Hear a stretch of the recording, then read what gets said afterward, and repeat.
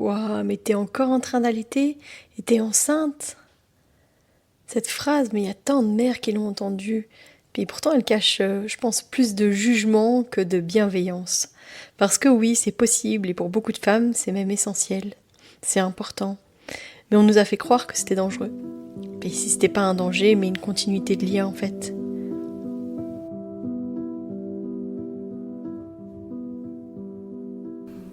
Chaque mercredi, avec l'épisode Questionner la sage-femme, je répondrai à une question d'une auditrice ou d'un auditeur. N'hésitez pas à venir me poser vos questions en message privé ou par mail, que ce soit sur la grossesse, l'accouchement, le postpartum, la parentalité, sur les naissances en dehors des hôpitaux ou encore sur nos pratiques de sage-femme autonome. Il y a quelques jours, j'ai reçu un message d'une patiente que j'accompagne. Elle allait encore son premier enfant qui est un petit garçon qui a 2 ans et elle vient d'apprendre qu'elle est enceinte de son deuxième bébé. Et avec beaucoup de douceur, elle m'a posé cette question. Elle m'a dit, est-ce que je peux continuer à allaiter ? On m'a dit que ce n'était pas conseillé et que ça pouvait même être dangereux pour le bébé à venir. Je sais que derrière cette question, il y a un monde de doutes. Parce que c'est pas la première fois qu'une maman me demande ça. C'est pas la première fois non plus qu'une femme se sent jugée, déstabilisée, voire culpabilisée, mais simplement parce qu'elle écoute son instinct. La question de l'allaitement long, déjà, c'est très tabou dans notre société, mais en plus, quand la femme est enceinte, c'est encore toute une histoire. Ce qui m'a frappée, c'est que cette peur, ce doute, elle vient pas toujours de l'intérieur. C'est souvent semé plutôt par l'extérieur. C'est une remarque d'un professionnel de santé, c'est un avis sur Internet, c'est un commentaire d'un proche, parfois même d'une autre maman.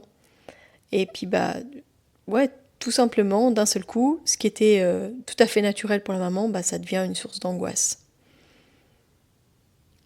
J'aimerais poser les choses, vous dire que ce qu'on sait vraiment sur l'allaitement pendant la grossesse, puis vous parler de ce que c'est aussi que le co-allaitement. Ça, c'est le lien unique entre une maman et 2 de ses enfants à la fois. C'est important à nouveau de déconstruire les mythes, de redonner du pouvoir, d'offrir un espace où cette réalité qui est vécue pour de vrai par des femmes soit reconnue, normalisée et même honorée en fait. Parce que on ne devrait jamais avoir à choisir entre nourrir son aîné et protéger son bébé à venir. Et je pense que si notre cœur et notre corps nous disent que tout est à sa place, c'est ok. Moi, je pense que votre allaitement, c'est pas un danger. En fait, c'est un incroyable cadeau pour vos 2 enfants. Je sais à quel point on peut se sentir seul avec cette question. J'ai allaité Catherine quand j'étais enceinte de Claude et j'ai cru jusqu'au bout que j'allais avoir un co-allaitement. C'était parfois pas très confortable, il faut l'avouer, mais jusqu'au bout, elle a tété encore quelques jours avant la naissance de sa sœur. On voudrait bien faire, on veut écouter notre corps, on veut suivre notre intuition, et autour de nous, ce qu'on entend c'est « tu vas te fatiguer », tu vas ne pas avoir assez de vitamines, de nutriments pour ton bébé à naître, tu risques de déclencher un accouchement prématuré, voire de faire une fausse couche, j'ai déjà entendu ça aussi. On culpabilise, on continue de faire croire que c'est pas bon. Il y a même des professionnels de la santé qui renvoient ces images-là aux patientes, simplement parce qu'elles allaitent encore. Mais en fait, c'est surtout basé sur des idées reçues. La majorité des femmes qui allaitent pendant leur grossesse, elles courent aucun danger particulier, ni pour elles, ni pour leur bébé à venir. Au lieu de faire peur, ce serait bien de mieux apprendre à accompagner ces choix, à leur redonner leur place, parce que je pense qu'une maman qui allaite enceinte, elle mérite de recevoir vraiment les bonnes informations. Parce qu'elle va peut-être ressentir du rejet, elle va peut-être avoir des douleurs, et c'est peut-être ça qui va lui amener à arrêter la tétée, d'arrêter l'allaitement de son aîné. Donc c'est d'expliquer ce qui va se passer pour qu'après, en toute conscience, elle puisse choisir, parce que le choix lui reste à elle-même, quoi. Je me souviens d'une maman que j'ai accompagnée il y a quelques années. Elle allaitait son aîné qui avait 18 mois quand elle est tombée enceinte. Elle avait tellement peur de mal faire qu'elle se réveillait la nuit, puis elle se demandait à chaque tétée si c'était pas un risque, si elle allait pas avoir une fausse couche. Du coup, on en a parlé. Je lui ai montré des études, etc. Et on a écouté son corps, on a respecté son rythme. J'ai accompagné les moments de doute, les moments où elle avait des questions par rapport à ses ressentis, par rapport à comment est-ce que ça se passait avec son aîné et tout ça. Finalement, moi, j'ai assisté à une scène magnifique avec son aîné et son nouveau-né posés contre elle en co-allaitement. C'était un moment qui était doux, qui était fort, qui était puissant. Après, on a cette image du co-allaitement comme si on avait forcément le bébé et l'aîné en même temps au sein.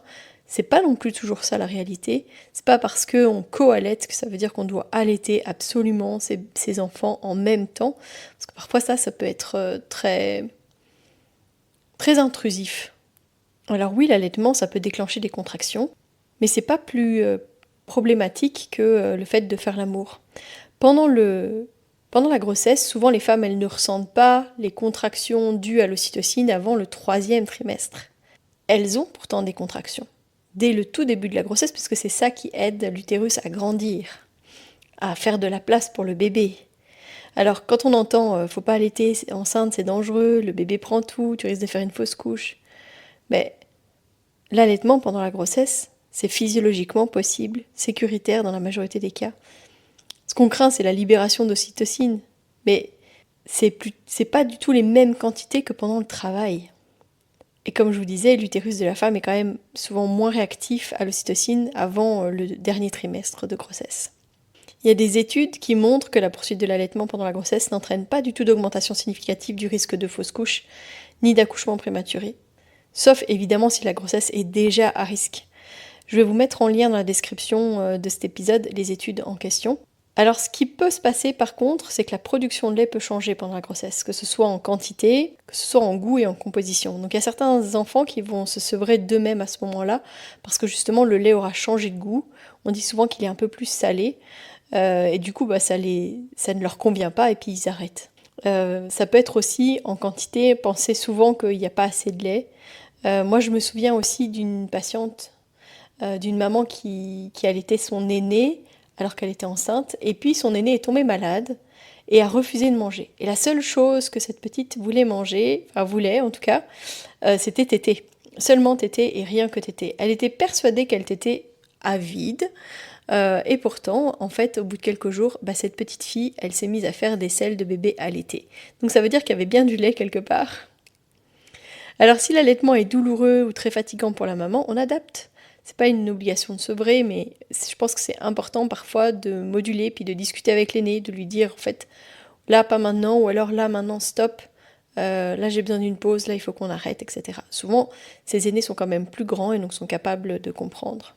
Donc, quand on parle d'allaitement pendant la grossesse qui donne des contractions, ce qu'on craint donc c'est la libération de l'ocytocine, l'hormone de l'amour, l'hormone de l'attachement, et celle qui donne des contractions effectivement, mais pendant les rapports sexuels, ça stimule aussi la production d'ocytocine. Tiens.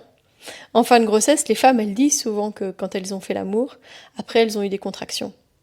Pourtant, on contre-indique pas le fait de faire l'amour pendant la grossesse, à nouveau, sauf si on est en menace d'accouchement prématuré, on ne dit pas aux femmes enceintes d'arrêter de faire l'amour. Alors pourquoi est-ce que c'est 2 poids 2 mesures quand il s'agit d'allaitement? À nouveau, c'est cette image de cet enfant est trop grand, il doit arrêter de téter, c'est limite incestueux, etc. C'est là qu'on voit que c'est bien souvent une norme sociétale, un regard extérieur. C'est pas du tout ce que le corps cherche à protéger. Parce que souvent, les femmes qui continuent à allaiter, c'est parce que leur aîné n'a pas arrêté. En fait, elles ne se voient pas stopper ce lien, stopper cette continuité du jour au lendemain, juste parce qu'elles sont enceintes. D'abord parce que souvent, elles ont peur que cet aîné se sente un peu abandonné, qu'il y ait une rupture un petit peu. Et donc de se dire que, en fait, s'il continue à en avoir besoin et puis que c'est OK pour moi, en fait, j'ai envie de continuer. Mais donc, la quantité d'ocytocine qui est libérée pendant l'allaitement n'est pas plus importante que quand on fait l'amour. Les rapports sexuels aussi, ça provoque des contractions. Donc on peut vraiment se dire que on va pas arrêter de faire l'amour si on en a envie, et on va pas non plus arrêter d'allaiter si on en a envie. On va pas culpabiliser. Si vous avez envie de continuer, vous continuez l'un comme l'autre. Hier, je vous parlais des études scientifiques, mais l'OMS, donc l'Organisation mondiale de la santé, elle-même ne contre-indique pas du tout l'allaitement pendant une grossesse normale. C'est pas l'allaitement qui est problématique. C'est quand les grossesses effectivement sont plus à risque, fragilisées, par exemple un col court, un risque de menace d'accouchement prématuré, etc. La fatigue aussi de la maman. Je pense que c'est très important de rappeler que c'est possible d'allaiter, mais c'est pas une obligation. Le co-allaitement ou le fait de poursuivre un allaitement pendant la grossesse, ça demande de l'énergie. La grossesse, ça en demande aussi. Donc le corps, il fait un double shift. Ça mérite d'être écouté. Alors moi, je rappelle souvent à mes patientes, tu as le droit d'arrêter, tu as le droit de continuer, mais ce qui compte, c'est que ça fonctionne pour toi. Et puis surtout, ce qui est important, c'est d'avoir des moments pour toi, du repos pour toi, de bien t'alimenter, d'avoir tous les éléments qui vont te permettre de continuer effectivement de donner le sein si c'est ton choix, mais aussi d'avoir l'énergie et la force de fonctionner en dehors de cet allaitement et de cette grossesse. Parce que, énergétiquement parlant, ça demande énormément. Alors il y a certaines femmes qui développent une hypersensibilité des seins pendant la grossesse. C'est lié aux hormones. Donc en fait la plupart des femmes ressentent ça. Donc le résultat c'est que parfois ça peut devenir physiquement désagréable. Les femmes disent oh là là pendant quelques semaines, parfois quelques mois, c'était vraiment très très dur quand il allait au sein. C'est pour ça que je dis à nouveau que à cet âge-là, la tétée, l'allaitement, ça peut se négocier. On peut dire, ok, un petit peu, mais après on arrête. Là, maintenant, c'est pas possible pour moi. On peut arrêter, on reprendra tout à l'heure, etc. Ils sont assez grands pour entendre ça. Et puis, c'est aussi un moyen de commencer à les faire patienter si jamais c'est pas encore fait. Mais c'est important, justement, de commencer à poser des limites, puis de dire, justement, quand on est dérangé. C'est pas mettre des limites pour juste mettre des limites, mais c'est pour aussi être confortable. Je pense que ça c'est hyper important, que les mamans reconnaissent qu'elles doivent être confortables, qu'elles doivent pouvoir se reposer, etc. etc. Il y a même certaines femmes qui parlent d'un réflexe de rejet, une sensation presque animale, bestiale, de vouloir rejeter l'aîné qui est en train de téter. C'est aussi parfois de l'agacement. Allez, c'est bon, stop, on arrête là maintenant, hein, ça suffit. Ça aussi, c'est lié aux hormones, c'est aussi parfois très déstabilisant. C'est pour ça que ce réflexe-là, c'est important d'en parler avant. Comme ça, si la maman, elle ressent ça, la plupart du temps, elles vont se sentir très coupables. Alors que si on explique que physiologiquement, la plupart des femmes le ressentent, alors elles comprennent que c'est juste lié effectivement aux hormones, etc. Donc le cœur peut aussi prendre le dessus sur la tête et peut aider aussi à passer cette phase si jamais c'est son choix. Donc c'est ok de ressentir ça. Ça fait pas de ces femmes des mauvaises mères. Je pense qu'il faut juste adapter, espacer, ou effectivement mettre fin à l'allaitement sans culpabilité si jamais c'est nécessaire.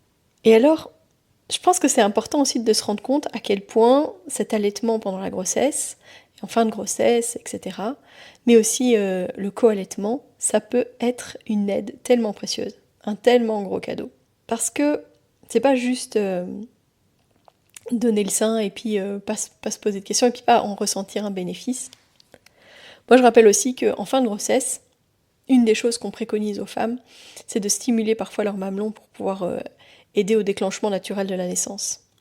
Donc en fait quand elles ont un aîné qui tète encore, c'est bingo. Je me rappelle d'une maman que j'ai accompagnée il y a déjà 10, 11 ans. Elle allaitait toujours son premier. Et tous les soirs, elle me disait tous les soirs, je contracte un peu, mais ça s'arrête, etc. Et vraiment, je sentais qu'elle était fatiguée, qu'elle en avait marre. Et puis je lui dis mais pourquoi tu fais pas durer un peu plus longtemps la tétée en fait?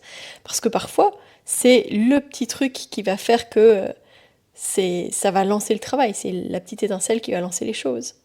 Donc faire durer la tétée de l'aîné, ça peut aider à stimuler un plus gros pic d'ocytocine. Et c'est parfois juste ça qui va aider à mettre en route le processus de la naissance. C'est le même principe que avoir des rapports sexuels à nouveau, ou d'utiliser un tire-lait, ou de masser les mamelons, ou de se masturber. C'est vraiment à chaque fois des pics d'ocytocine qui peuvent être des petites aides pour mettre en route le travail.